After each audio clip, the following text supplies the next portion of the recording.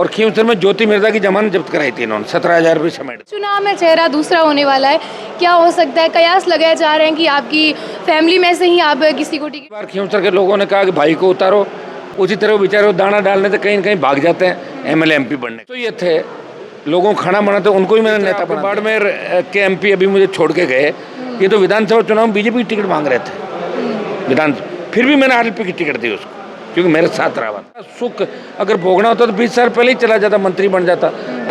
मेरे ही अपने लोगों ने बहुत धोखाधड़ी करी, कोई किधर भाग गया, कोई चला गया, कोई समय पे समझ नहीं। मेरी बात का कभी बुरा नहीं मानते और मैं इनकी बात का कभी बुरा नहीं मानता। इस बार थोड़ा सा वोटों का अंतर कम रह गया, उसके कई कारण। एक बल्ले का चिन्ह था, एक ब्लैकमेलर घूमता है यहाँ पे, बल्ले का चिन्ह ले 5,000 वोट वो ले गया। अशोक गहलोत से लेके तमाम 12 मिनिस्टर, आपके बाड़मेर के भी 1 दर्जन नेता यहाँ घूम रहे थे उस समय जो उपचुनाव हराने के लिए, और 50 से 60 एमएलए यहाँ घूम रहे थे, फिर भी 5,000 वोटों से इन्होंने सीट आरएलपी की जोड़ी के अंदर डाल। जिन पर अपना हाथ रख देते वो जीत जाता है, सच है क्या ये? नहीं, हर किसी पर मैं हाथ रख नहीं सकता ना।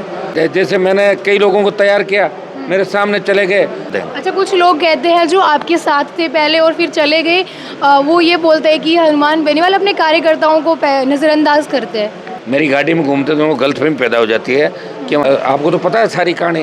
कभी बाड़मेर आएंगे जब वो लंबा इंटरव्यू देंगे, आपको बाड़मेर के बारे में देंगे। अभी यहाँ से लेकिन एक बार नहीं, कई रातें गुजारी मैंने सड़कों पे।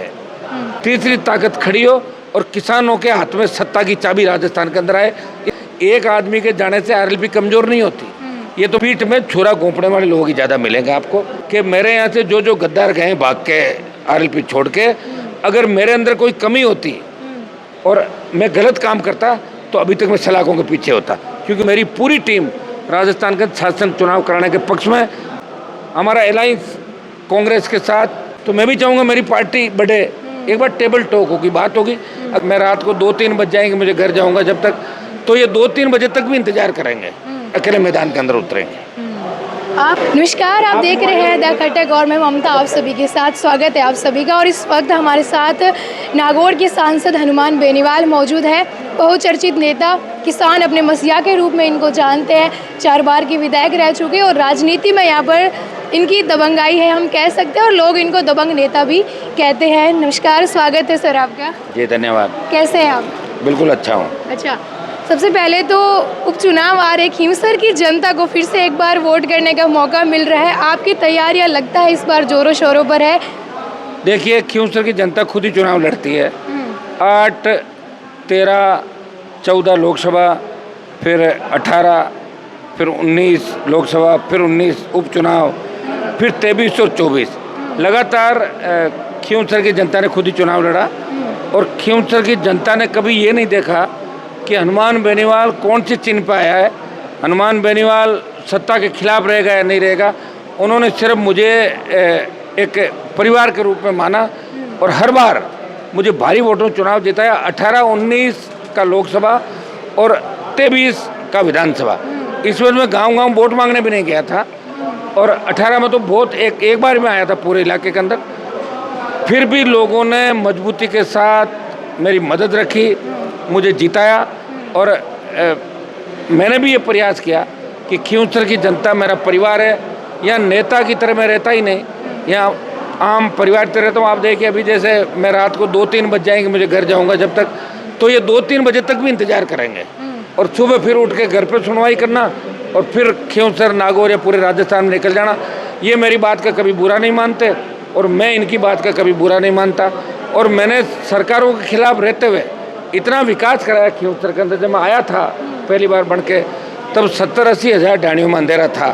तमाम जगह बिजली, पानी, सड़क, स्कूल, 5 कॉलेजें खुलवाई, पांचुड़ी में भी कॉलेज खुलवा रहा हूँ। केवी खींवसर के अंदर स्वीकृत कराई दिल्ली की सरकार से, केंद्रीय विद्यालय। जितना मैं दिल्ली से पैसा ला सकता था वो राजस्थान में सबसे ज़्यादा सड़कों का पैसा लाया।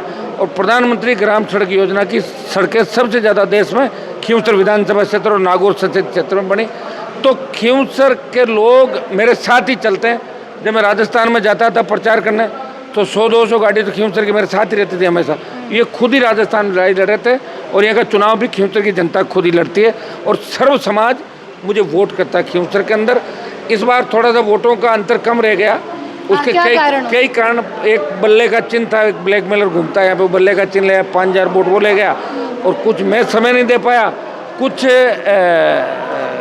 जो जिन माफियाओं के खिलाफ मैं लड़ाई लड़ रहा था, उन माफियाओं ने पूरी ताकत झोंकी इलाके के अंदर, तो 3-4-5,000 वोट डाइवर्ट हुए, नहीं तो अंतर 15 से 20,000 कर। अब आप देखिए इस उपचुनाव के अंदर शायद बड़ा मार्जिन खियूंसरगंज राज्य लोकतांत्रिक पार्टी बड़े मार्जिन से जीतेगी, क्योंकि हनुमान बेनीवाल खुद इनके बीच है, इसलिए अब कोई खतरा नहीं किसी तरह। अच्छा, उस वक्त आप चुनाव लड़ रहे थे 2023 की विधानसभा में, अभी उपचुनाव में चेहरा दूसरा होने वाला है, क्या हो सकता है? कयास लगाए जा रहे हैं कि आपकी फैमिली में से ही आप किसी को टिकट दे सकते हैं या फिर कार्यकर्ताओं को, क्या हो सकता है मोटा मोटी तौर पर? देखिए, मोटा मोटी खियूंसर की जनता को पूछ के मैं निर्णय करता हूँ। पिछली बार खियूंसर के लोगों ने कहा कि भाई को उतारो, नहीं तो भाई को नहीं उतारोगे, जिद करी, जिद्दी बहुत है, जिद करी भाई हाँ जिद्दी लोग हैं, मेरी तरह जिद करते हैं। अच्छा। इनकी बात नहीं रखो तो नाराज, और रखो तो फिर मुझे संघर्ष करना पड़ता है। इन्होंने भाई का कहा, मैंने भाई को उतार दिया और भाई को इन्होंने जिता दिया। पूरी सरकार यहाँ आ गई थी, अशोक गहलोत से लेके तमाम 12 मिनिस्टर, आपके बाड़मेर के भी 1 दर्जन नेता यहाँ घूम रहे थे उस समय मुझे उपचुनाव हराने के लिए, और 50 से 60 MLA यहाँ घूम रहे थे, फिर भी 5,000 वोटों से इन्होंने सीट RLP की जोड़ी के अंदर डाल दी।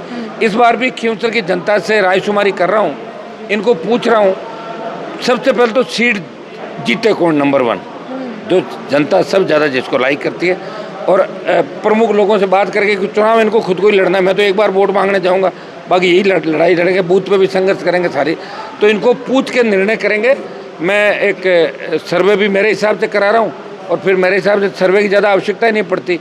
हर गांव में 10, 15, 20, 50 लोग होंगे, इनको मैं बात कर लूँगा बैठ के, और ये जिसको कहेंगे उसको उम्मीदवार बना दूंगा। अच्छा। और फिर ये उसको जिता के मुझे दे देंगे। कहते हैं कि जिन पर आप हनुमान बेनीवाल जिन पर अपना हाथ रख देते वो जीत जाता है, सच है क्या ये? नहीं, ऐसा कुछ भी, इतनी गलतफहमी नहीं मुझे, लेकिन इन्होंने मुझे कभी हारने नहीं दिया।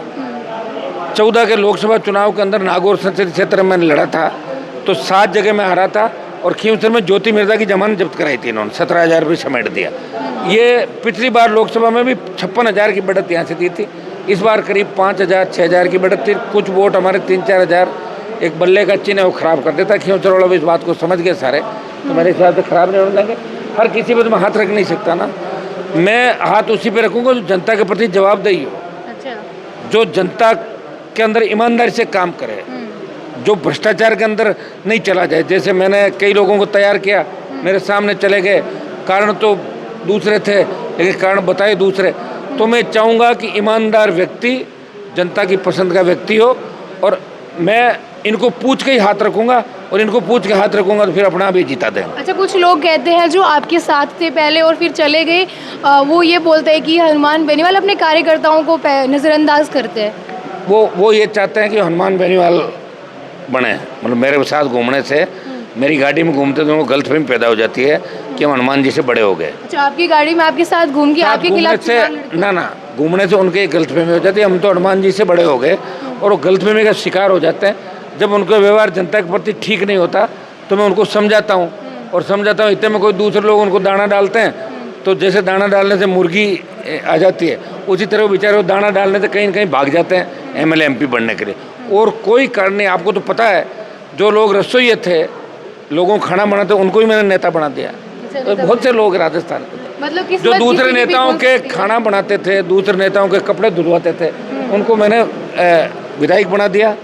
और आपको तो पता है सारी कहानी, कभी बाड़मेर आएंगे जब वो लंबा इंटरव्यू देंगे, आपको बाड़मेर के बारे में देंगे, अभी यहाँ से ज़रूरी। अच्छा, एक मैं वाकया याद दिलाना चाहूँगी, 27 जून की बात है, रात को 12:30 बजे के करीब आपका एक ट्वीट करते हैं आप, जिसमें एक नागौर के यात्री होते हैं, ट्रेन के अंदर उनकी तबीयत ख़राब हो जाती है, और आप रेलवे जो मंत्री हैं उनको, रेलवे को मेंशन करके, क्या मामला था वो पूरे? फिर वहाँ से आपको रिप्लाई भी आता है कि उनकी ठीक ट्रीटमेंट करवा दिया गया है। देखिए, मैं 2-3 बजे तक नहीं सोता, और मेरे पास ऐसे फ़ोन आते हैं, कई तो हालचाल पूछने के लिए, साहब सो गए, क्या कर रहे हो? अब तो ये भी मैं अटेंड सारे नहीं कर पाता, लेकिन मैं रात को जब मैं फ़ोन चालू रखता हूँ और मैं जगता हूँ, उसका फ़ायदा ये है कि रात को अगर कोई दुर्घटना घट जाए, कभी जैसे उस ट्रेन के अंदर बच्चे की तबीयत ख़राब हुई, ऐसे कई मामले हुए, तो मैंने तुरंत बात करी, DRM से बात करी, रेलवे मिनिस्ट्री में बात करी, सेक्रेटरी चेयरमैन से, वो तुरंत उसको इलाज मुहैया हो गया।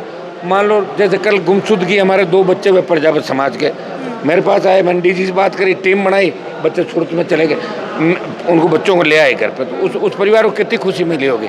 ये दुआएं मेरे साथ है। और ऐसे अनगिनत, एक बार नहीं कई रातें गुजारी मैंने सड़कों पे। 42 दिन मैंने नागौर के हेडक्वार्टर पे वसुंधरा के खिलाफ बड़ा आंदोलन किया था ठंड के अंदर, जो राजस्थान का सबसे बड़ा आंदोलन था। सरकार को झुकाया। शाहजहाँपुर बॉर्डर पे जब कह तो 70 दिन शाहजहाँपुर बॉर्डर पे मैं बैठा रहा, ठंड के अंदर, पूरी ठंड शाहजहाँपुर बॉर्डर पर निकाली और किसानों की जीत हुई। मैं हमेशा किसान जवान के लड़ता हूँ। मैंने सत्ता का सुख अगर भोगना होता तो 20 साल पहले ही चला जाता, मंत्री बन जाता। मेरा मंत्री बनना टारगेट नहीं है। मेरा टारगेट ये है कि राजस्थान का सम्मान दिल्ली में बढ़े और 2 पार्टियां जो राज कर रही राजस्थान के अंदर, तीसरी ताकत खड़ी हो और किसानों के हाथ में सत्ता की चाबी राजस्थान के अंदर आए। इस बार प्रयास किया था, लेकिन कहीं न कहीं कमी रही, नहीं तो 15 से 20 विधायक इस बार आ जाते। मेरे ही अपने लोगों ने बहुत धोखाधड़ी करी, कोई किधर भाग गया, कोई चला गया, कोई समय पर समझ नहीं पाया, तो उसका परिणाम राजस्थान की जनता को भुगतना पड़ा। लेकिन हम फिर से तैयार हैं। एक आदमी के जाने से आरएलपी कमज़ोर नहीं होती। ये तो मेरा बड़ा मन, देखो मैं किसी को निकालता नहीं, लेकिन मेरे को सबके बारे में पता है। जिस तरह आपके बाड़मेर के एमपी अभी मुझे छोड़ के गए, ये तो विधानसभा चुनाव में बीजेपी की टिकट मांग रहे थे विधानसभा, फिर भी मैंने आरएलपी की टिकट दी उसको, क्योंकि मेरे साथ रहा हुआ था। और अगर मुझे वो एक बार पहले बुला लेता तो चुनाव जीता हुआ था। लेकिन अब जो भी गलतफहमियाँ हो जाती कई बार, और ऐसा है, ये कलयुग है, और कलयुग के अंदर पीठ में छुरा घोंपने वाले लोग ही ज़्यादा मिलेंगे आपको, और नज़दीकी व्यक्ति बड़ा नुकसान आपका करेगा। विरोधी कुछ भी नहीं कर सकता। विरोधी तो सामने होता है, वो कैसे नुकसान करेगा। नज़दीकी लोग होते हैं वो नुकसान करते हैं। अब आप इससे अंदाज लगा सकते हो कि मेरे यहाँ से जो गद्दार गए भाग के आरएलपी छोड़ के, अगर मेरे अंदर कोई कमी होती और मैं गलत काम करता तो अभी तक मैं सलाखों के पीछे होता, क्योंकि वो राजदार होते मेरे, तो राजदार होते तो मैं अंदर जाता। इसलिए मेरा कोई राजदार नहीं, मैं कोई गलत काम करता नहीं। इसलिए कई लोग ये कहते हैं कि हनुमान जी कार्यकर्ताओं को नज़रअंदाज नहीं करता। मैं उनको जानता हूँ कि किस कार्यकर्ता का लेवल कितना है और किसको कितना सम्मान मिलना चाहिए। ये मेरे अंदर खूबी है, इसलिए लोग भाग जाते हैं छोड़ के। यही कारण। और फिर जाके बोलते हैं कि हमें नज़रअंदाज करना। ना, नज़रअंदाज करने का तो सवाल ही नहीं। मैंने आपको क्या कहा, जो नेताओं के रसोइये थे उनको ही मैंने नेता बना दिया। जो रोटी बनाते थे, जो कपड़े धोते थे, जूते पालिश करते थे, वही नेता हो गए। तो कितने नेता मैंने बनाए, एक दिन लिस्ट जारी करूँगा 101 लोगों की, और इनके बारे में बताऊँगा मैं कि 15 साल पहले एक क्या था, 20 साल पहले एक क्या था, 25 साल पहले एक क्या था, 2 साल पहले एक क्या था। सिर्फ पॉपुलरिटी के लिए आरएलपी ज्वाइन करना, क्योंकि आरएलपी की फैन फॉलोइंग बहुत है। राजस्थान ही नहीं, देश का नौजवान लाइक करता मुझे, और यहाँ आके फैन फॉलोइंग बढ़ा के और अपनी कीमत तय करके बिक जाते हैं जाके। ये काम बहुत से लोग कर रहे हैं, लेकिन आरएलपी खाली नहीं हुई है। अब मैं नई टीम के साथ उतरूंगा इस बार, और 28 के अंदर आरएलपी फतेह करेगी राजस्थान को। लोग ऊब चुके हैं इस 7-8 महीने में भजन लाल सरकार से। विपक्ष चाहते हैं लोग, विपक्ष कहाँ है राजस्थान के अंदर, कोई नज़र तो नहीं आ रहा है। जब आह्वान करती है पार्टियां तो कोई 200-500 लोग इकट्ठे होते हैं, और जब हम निकलेंगे तो आपको विपक्ष भी नज़र आएगा। और अभी हम जल्दी कार्यक्रम तय करें। एक तो अग्निवीर के खिलाफ बड़ी रैलियाँ मैं करूँगा राजस्थान में, और दिल्ली को घेरूँगा, दिल्ली कूच करूँगा और अग्निवीर वापस कराऊँगा।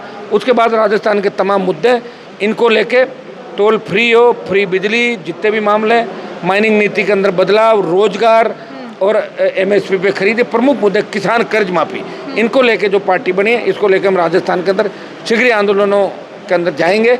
और अभी उपचुनाव भी आने वाले हैं, तो इसकी भी तैयारी साथ साथ मुख्यमंत्री की जनता करेगी।